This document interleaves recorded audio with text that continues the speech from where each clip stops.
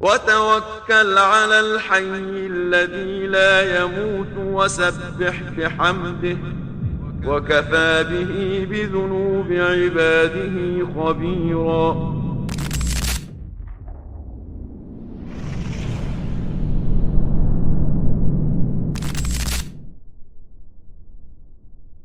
Bismillahirrahmanirrahim. Assalamualaikum warahmatullahi wabarakatuh. Innal hamdalillah nahmaduhu wa nasta'inuhu wa nastaghfiruh wa na'udzu billahi min shururi anfusina wa sayyiati a'malina may yahdihillahu fala mudilla lahu wa may yudlil fala hadiya lahu. Asyhadu an la ilaha illallah wahdahu la syarika lahu wa asyhadu anna Muhammadan 'abduhu wa rasuluhu la nabiyya ba'dahu. Ya ayyuhalladzina amanu taqullaha haqqa tuqatih wa la tamutunna illa wa antum muslimun. Fa inna asdaqal hadits kitabullah wa khairal hadi hadi Muhammadin sallallahu alaihi wasallam wa syarrul umuri muhdatsatuha wa kullu muhdatsatin bid'ah wa kullu bid'atin dhalalah wa kullu dhalalatin finnar. Amma ba'd.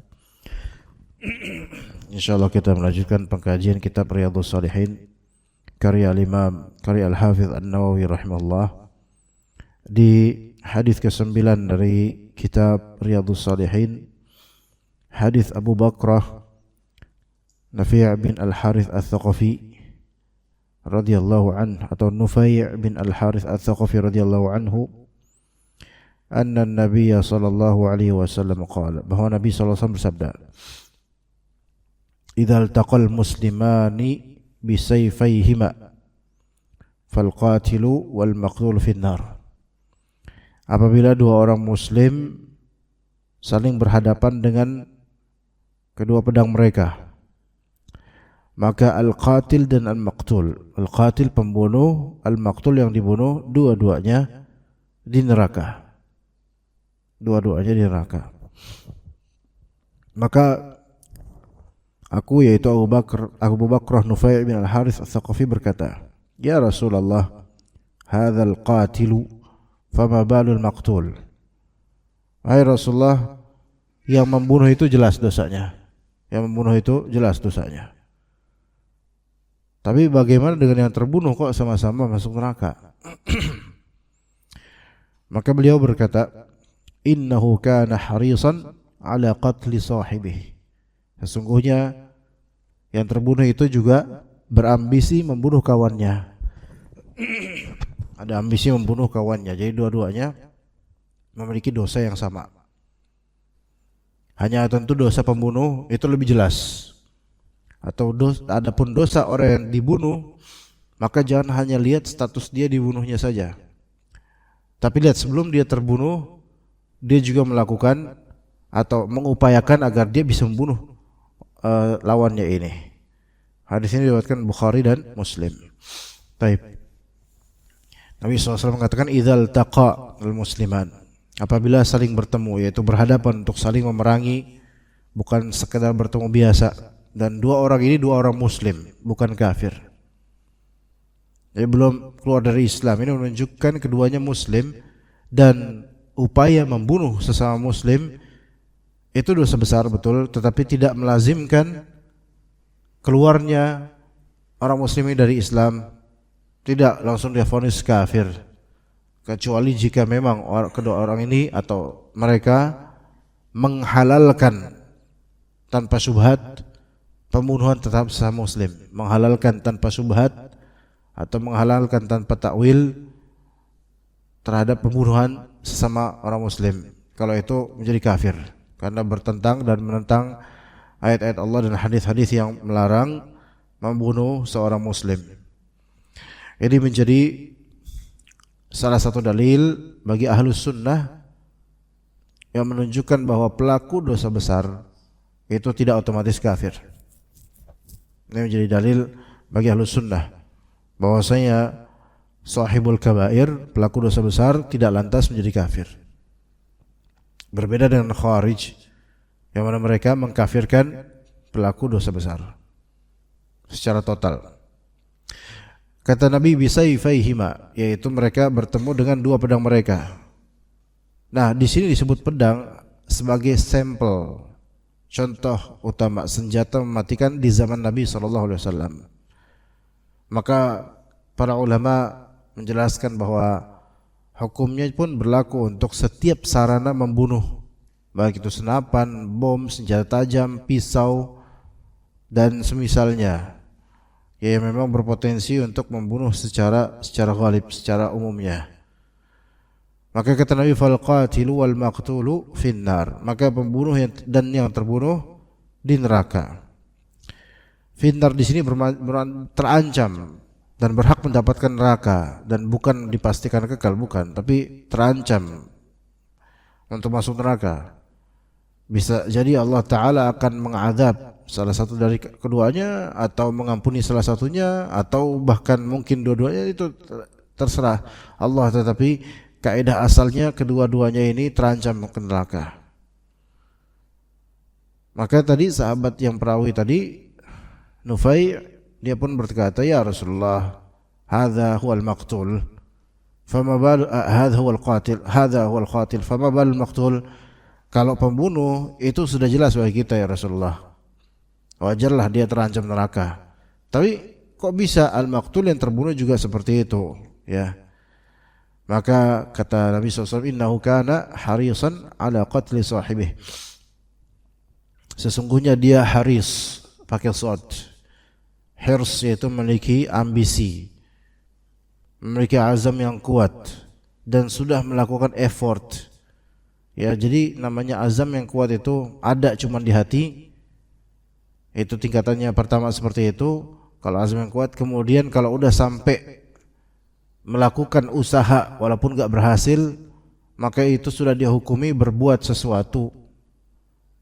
Karena tidak berhasil aja, makanya tidak sampai tujuan. Tapi dengan dia udah melakukan usaha untuk itu, maka ini sudah dianggap seperti melakukan sesuatu dari segi dosanya.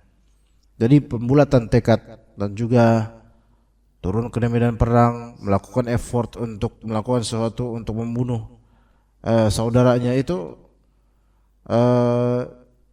dosanya bisa sama seolah-olah seperti dia membunuh.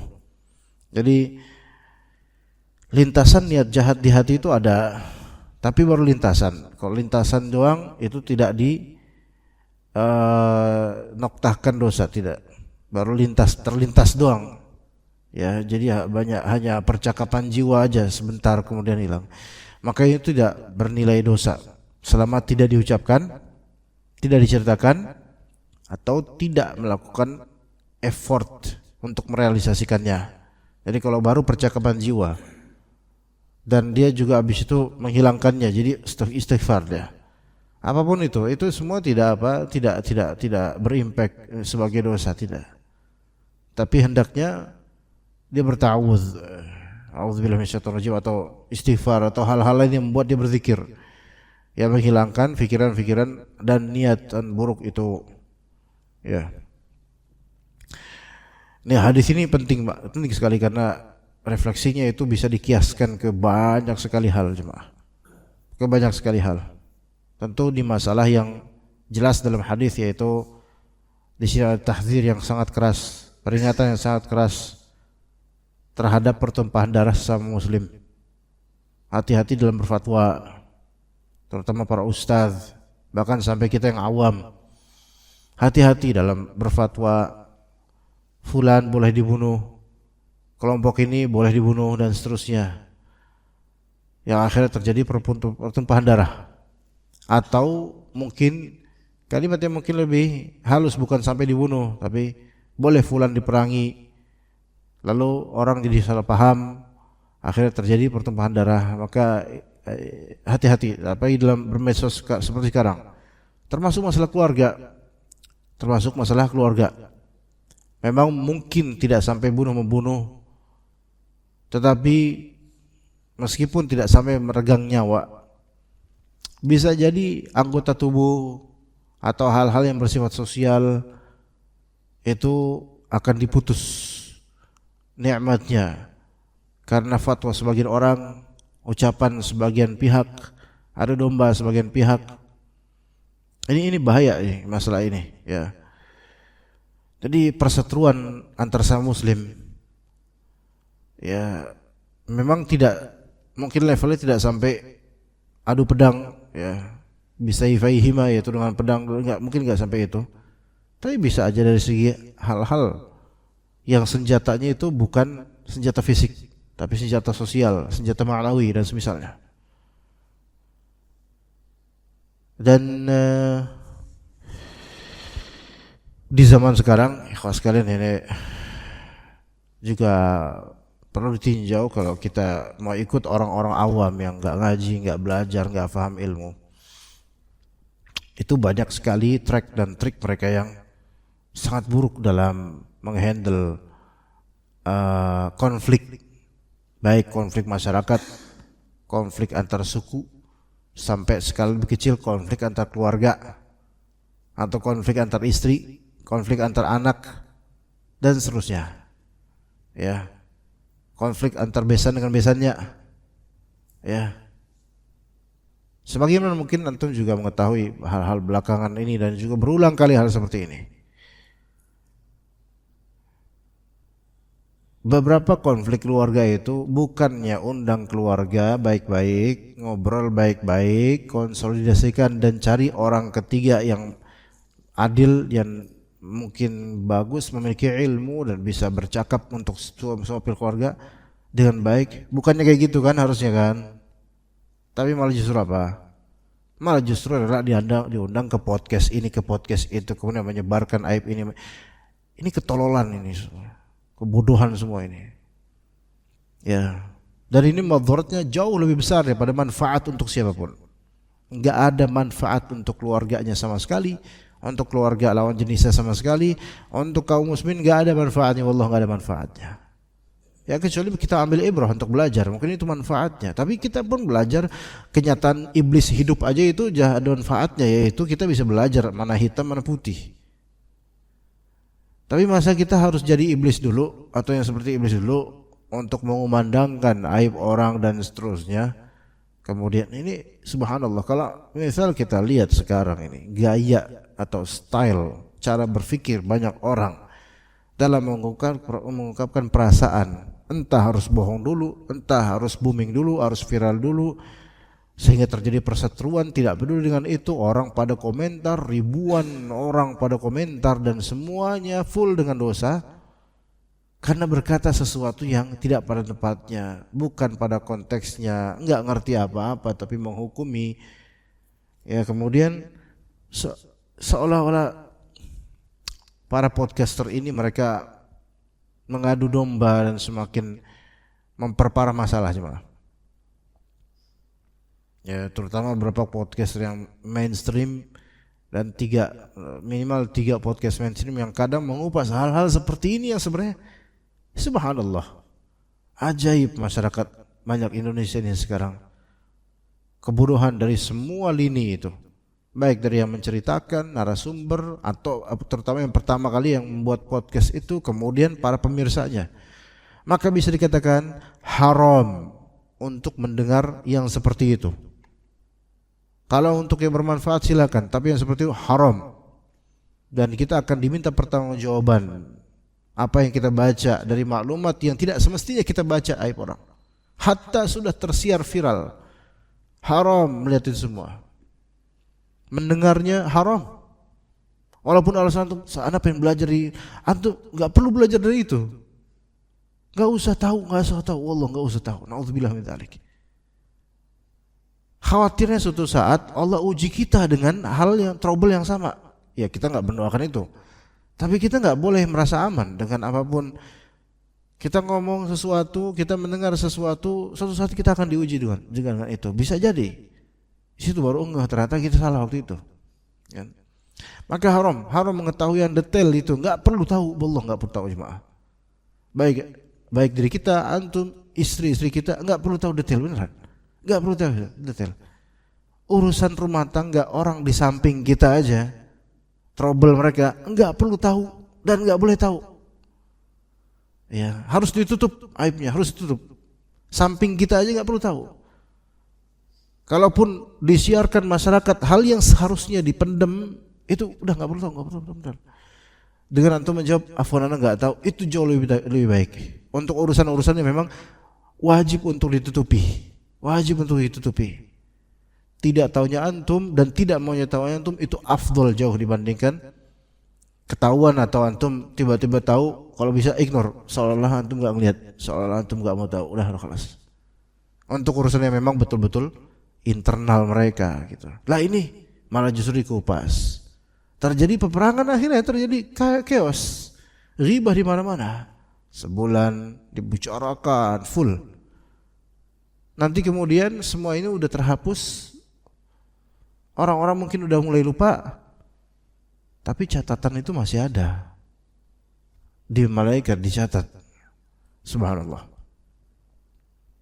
Ya. Maka hal-hal kayak gini, pertikaian antar muslim sampai level yang mungkin lebih rendah, yaitu rumah tangga orang, itu kita nggak usah jadi minyak, nggak usah nambah-nambahin, nggak usah spekulasi ini itu. Kalau ada orang berurusan di pengadilan, urusan mereka kholas. Ini podcaster ini subhanallah, orang berkasus dia undang dengan alasan untuk membela kebenaran, tapi sampai membongkar aib yang tidak sepantasnya. Untuk Anda pun berkata gini, wallahi Anda nggak tahu apa detailnya, nggak mau tahu. Tapi ya secara global Anda tahu maksud mereka itu apa sebenarnya. Tapi nggak boleh hal seperti ini. Dan ajaibnya ini para podcaster ini, kalau antum melihat para podcaster yang mungkin paling mainstream dalam masalah kasus-kasus orang yang harus ditutup-tutupi tapi dibuka-buka oleh mereka, antum lihat rata-rata imam mereka asalnya itu orang Nasrani kemudian masuk Islam, atau mereka mungkin masih bukan muslim. Nggak ada dari mereka yang penuntut ilmu, nggak ada dari podcaster ini, nggak ada. Nggak tahu ini apakah ada rencana khusus atau misi khusus di balik layar atau enggak, Allah alam. Tapi ini memberikan chaos dan membuat orang-orang itu belepotan dengan dosa. Jadi hal-hal ini, walaupun orang yang terbunuh aja itu kan dizalimi zahirnya. Coba lihat di sini. Idzal taqal musliman bisayfayhima fal qatil wal maqtul finnar. Jika kedua orang muslim sama-sama muslim itu berhadapan dengan pedang mereka, yang dibunuh dan yang membunuh dan yang dibunuh, dua-duanya sama-sama di neraka. Publik akan menilai apa? Oh, yang membunuh jelas neraka, yang dibunuh ini dizalimi, kan gitu orang-orang. Sebagaimana di podcast ini, banyak yang playing victim, cerita gini gitu, banyak yang ditutup-tutupi. Kita nggak tahu hakikat sebenarnya. Masyarakat akan melihat secara zahir pikiran mereka aja bahwasanya ini yang benar, ini yang salah. Ya bukan tidak mungkin bahwasanya dua-duanya salah, bukan tidak mungkin bahwasanya dua-duanya terancam neraka, gitu kata Nabi. Jadi jangan lihat dari kita kacamata orang awam yang nggak ngerti apa-apa, cuman bisa komentar doang, nggak ngerti hakikat sebenarnya, hanya melihat dari satu pihak doang. Ini bahaya. Maka hal-hal seperti ini, kalau memang kita bukan hakim, bukan orang yang berkepentingan, lebih baik nggak usah tahu. Kalaupun tahu, nggak usah komentar, nggak usah dipublikasikan. Kita ikut komentar, FOMO, seperti fear of missing out. Kalau nggak ikut jejak komentar, kita kayaknya nggak aci deh hidup gitu. Kayak harus komentar gitu, harus ngobrol tentang itu. Dan ini Anda ngomong kayak ini bukan FOMO, jelas. Karena apa? Karena ini menjelaskan bagi yang mendengar di YouTube atau Facebook dan juga jemaah sekalian, supaya belajar kita sama-sama hindari hal itu. Dan juga istri-istri kita supaya tidak usah tahu hal-hal kayak gitu. Itu tuh semua adalah racun. Ya. Urusan kerusakan rumah tangga orang itu bisa menjadi racun, terutama buat istri-istri kita, jemaah. Karena istri kita perempuan yang memang pembicaraannya itu sekitar apa, masalah rumah tangga. Brokennya rumah tangga orang itu bukannya dijadikan pelajaran oleh perempuan-perempuan, malah dijadikan kadang-kadang dasar untuk melawan suaminya, kadang-kadang gitu. Beda dengan laki-laki sebagai pemimpin yang rusaknya rumah tangga orang jadi pelajaran buat dia. Tapi kalau perempuan kadang seringkali nggak gitu. Rusaknya rumah tangga orang justru dicari triknya gimana kok bisa rusak, caranya gimana, dan akhirnya tahu dan bisa mengkopi hal tersebut, menggugat suaminya, kemudian benci sama suaminya, terus mengkiaskan suaminya dengan suami orang lain dan seterusnya. Itu berbahaya hal-hal seperti ini. Taib, di antara faedah dari hadis ini adalah pelaku dosa besar itu tidak mesti kafir. Jika dosa besarnya itu bukan dosa besar yang mengkafirkan pelakunya, maka hukum asalnya tetap muslim, namun dengan kefasikan dan kefajirannya. Statusnya tetap muslim. Ya, selama tidak menghalalkan perbuatan tersebut tanpa takwil salah, tanpa salah tafsir. Ya, atau melakukan pembatal lainnya. Dan ini sejalan dengan manhaj Ahlussunnah wal Jamaah yang disebutkan juga dalam Syarah Al-Aqidah Tahawiyah karena karya Ibnu Abil Izz Al-Hanafi rahimahullah taala, yang mana ya disebutkan, dan juga dalam kitab Fathul Bari karya Ibnu Hajar rahimahullah, yang maknanya bahwasanya ahlul kabair, pelaku dosa besar itu tahta masyiatillah, di bawah kehendak Allah. Jika Allah menghendaki ia mengadabnya, jika Allah menghendaki juga dia mengampuni, terserah Allah, mau dia azab atau diampuni orang ini terserah Allah. Ya. Kemudian juga masalah niat dan azam, ikhwas sekalian. Masalah niat dan azam. Memang niat lebih umum daripada azam. Azam itu ada sisi kesungguh-sungguhan. Ada sisi kesungguh-sungguhan. Kalau dilihat dari hadis tadi, ada ancaman mengenai orang yang terbunuh pun terancam karena perbuatan dia memiliki effort untuk membunuh, walaupun dia menjadi pihak yang terbunuh nantinya. Nah, itu untuk hal yang mengerikan ya. Namun dikatakan dalam suatu kaidah dan juga pembahasan juga dalam kitab Jami'ul Ulum wal Hikam karya Ibnu Rajab, yang maknanya siapa yang bermaksiat, siapa yang punya niat untuk maksiat lalu meninggalkan maksiat itu karena Allah,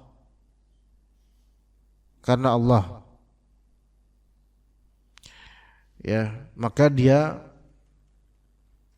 tidak berdosa. Bahkan dia berusaha meninggalkan maksiat itu karena Allah, walaupun dia punya niat, tapi dia tinggalkan itu karena Allah, dia dapat pahala. Meninggalkan sesuatu karena Allah dapat pahala. Adapun kalau misalnya dia tidak meninggalkan, dia niat untuk berbuat maksiat, lalu dia melakukan usaha nyata dalam melakukan maksiat, maka dia sudah punya hak, sudah berhak atas dosa. Dia dapat dosa. Karena dia sudah berbuat, dia sudah melakukan perjalanan menuju maksiatnya. Ya gitu.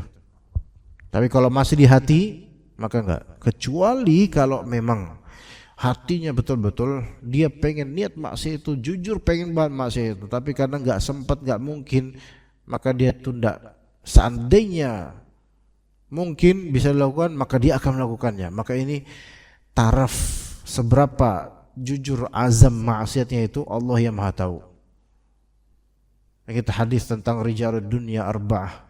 Orang-orang dunia ada 4. Di antara salah satunya adalah orang yang melihat orang yang kaya dan kemudian punya banyak harta, dan dia menghabiskan hartanya untuk dunia, untuk maksiat.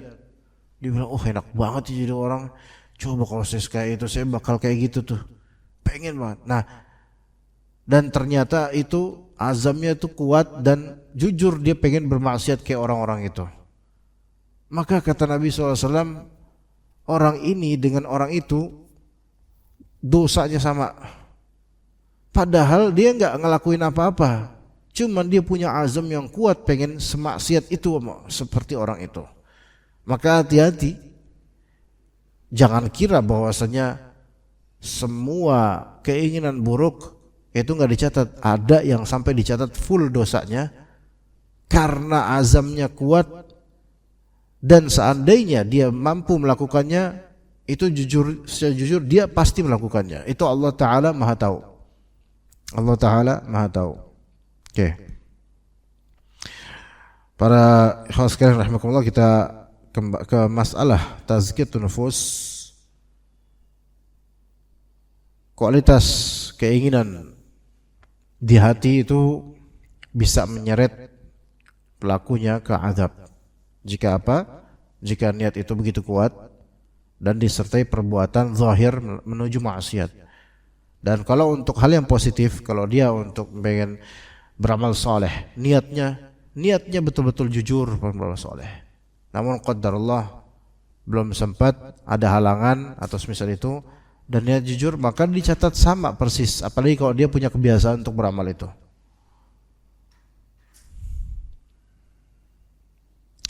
Juga ada faedah lebih terselubung ya, yaitu masalah menahan diri di masa fitnah. Menahan diri, menahan lisan, menahan perbuatan di masa fitnah. Karena khawatirnya masuk dalam golongan yang ini nih. Terbunuh tapi dapat dosanya full. Jadi rugi double, rugi terbunuh dan rugi dapat dosa full.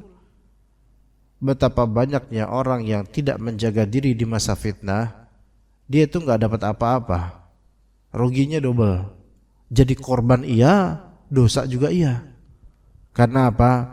Karena nggak bisa menahan fitnah, nggak bisa menahan diri masa fitnah. Terutama masalah mulut. Kalau sekarang pakai jemari gitu, menyuarakan sesuatu, komentar akan sesuatu. Di masa sekarang kayak gitu, FOMO, pengen ikutan nimbrung untuk komentar, padahal nggak ada ilmu sama sekali, nggak mengetahui apapun. Bukankah manusia itu banyak terjerat karena lidahnya? Dan bukankah ikan-ikan itu mereka mengakhiri hidupnya ya karena mulutnya? Seandainya mereka menahan dan berpikir ulang bahwa saya binatang atau jebakan, pancingan ini memang tidak boleh untuk dia caplok, karena itu akan mengakhiri hidupnya. Seandainya mereka berpikir gitu, mereka akan selamat. Tapi ternyata nggak mikir panjang, bahkan nggak punya pikiran, memang dicaplok aja, ketarik kemudian, akhirnya udah selesai hidupnya. Betapa banyak yang orang hancur karena mulutnya sendiri. Gitu.